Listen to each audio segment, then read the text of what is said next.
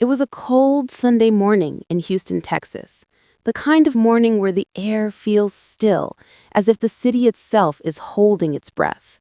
The date was December 30th, 2018, just days before the new year, a time when families were still basking in the warmth of the holidays and children were preparing to return to school.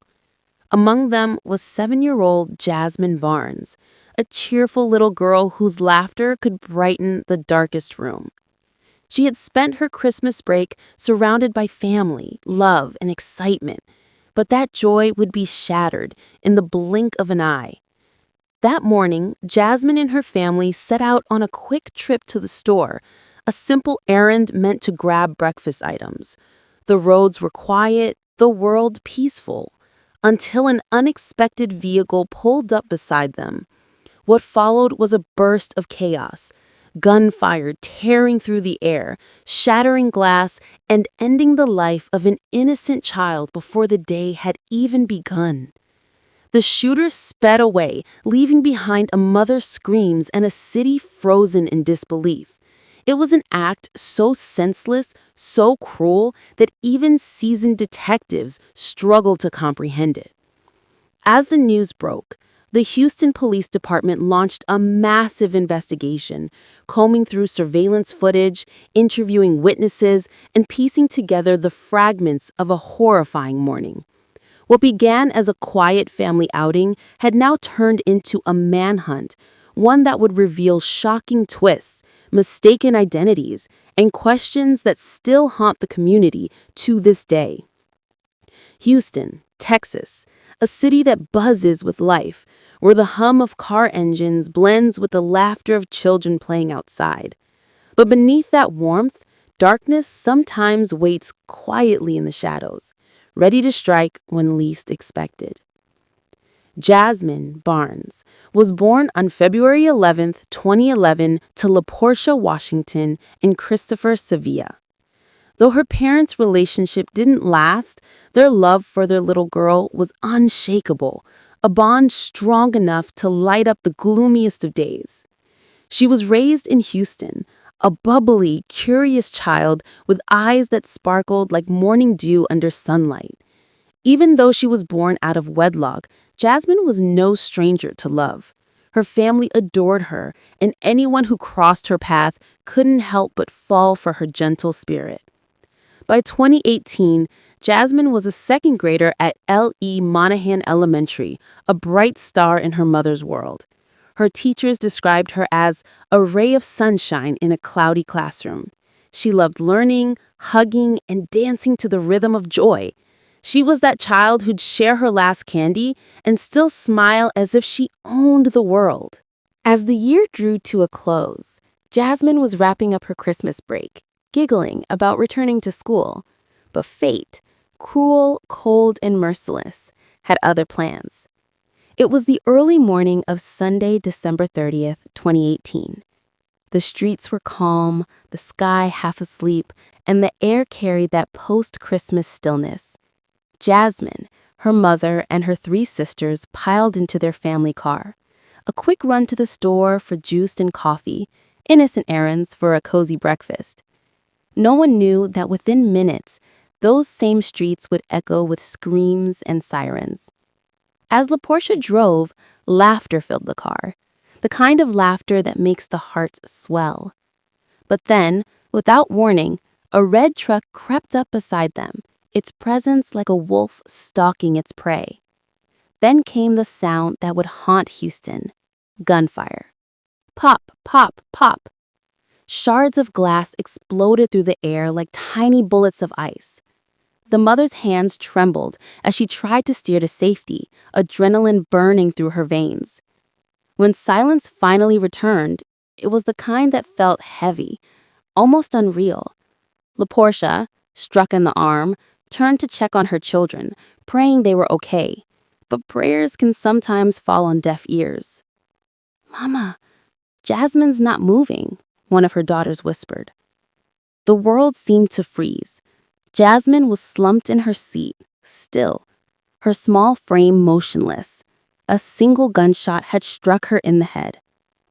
By the time the sirens arrived, wailing like mechanical angels, 7-year-old Jazmine Barnes was gone.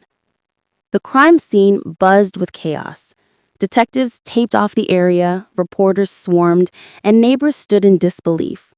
A child, a mere second grader, had been gunned down on a quiet Sunday morning.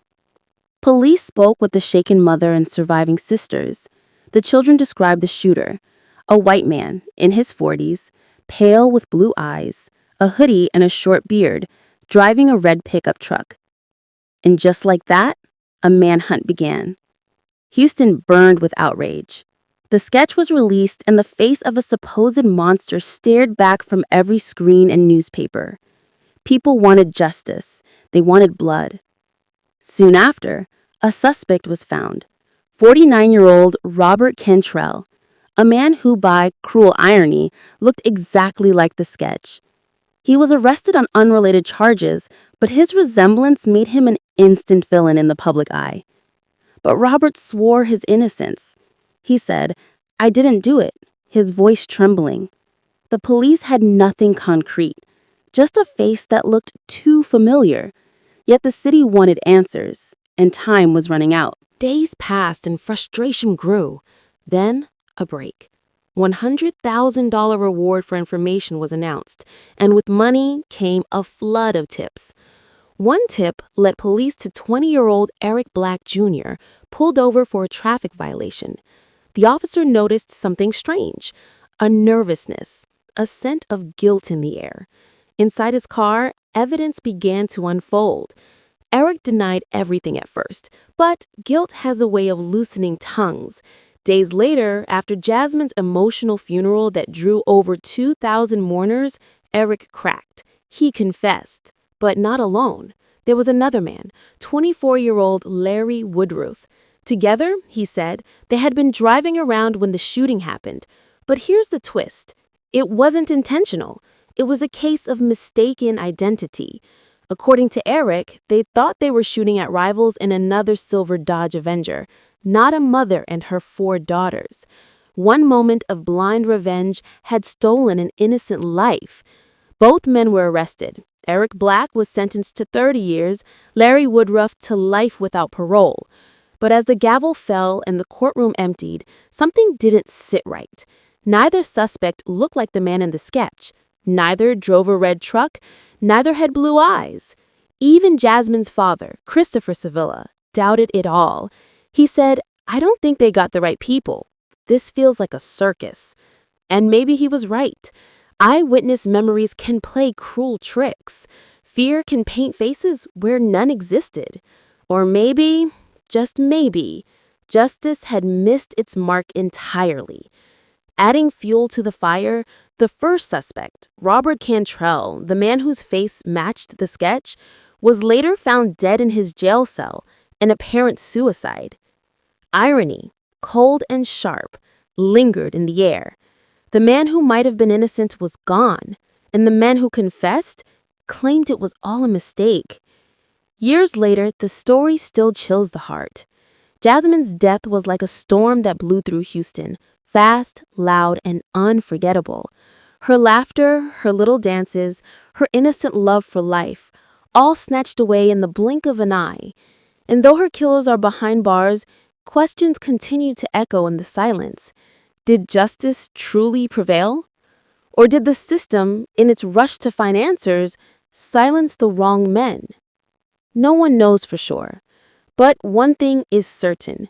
The memory of 7-year-old Jazmine Barnes still hovers over Houston like a fragile light, reminding us that sometimes evil doesn't wear a mask. It hides in plain sight. May her soul rest in peace.